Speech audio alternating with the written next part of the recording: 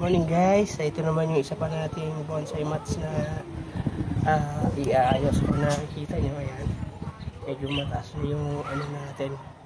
So yung purpose kasi nila para medyo lumaki-laki yung trunks ng ating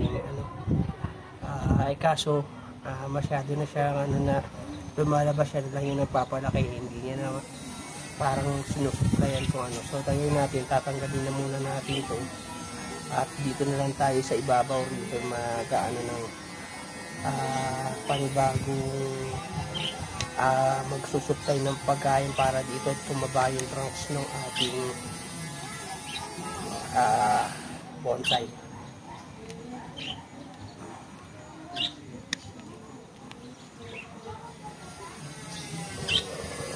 Dito na muna.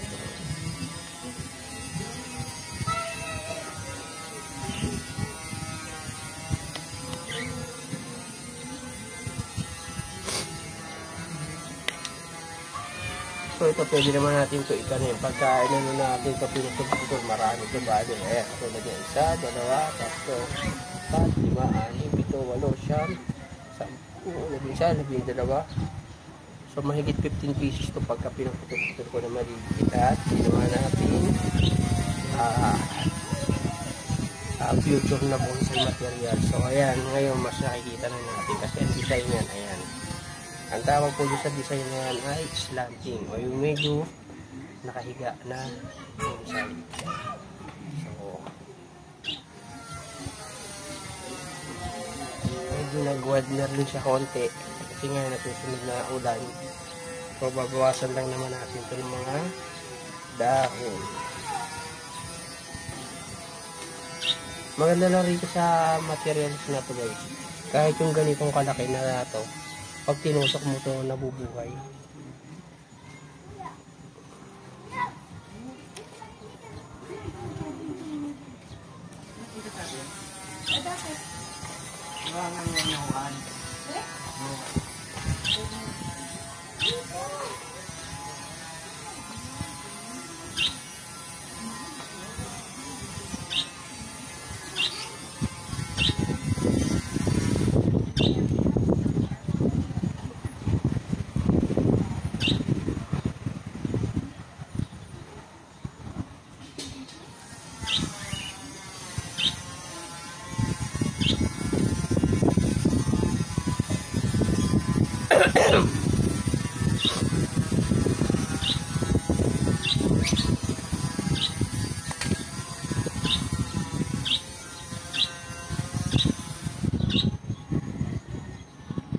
Pag bonsai naman kasi guys, tiyagaan lang din. Kasi katulad nito, pag hindi mo lagi sila na-check pagka tulad niya kung may trabaho ka o medyo matagal-tagal yung mo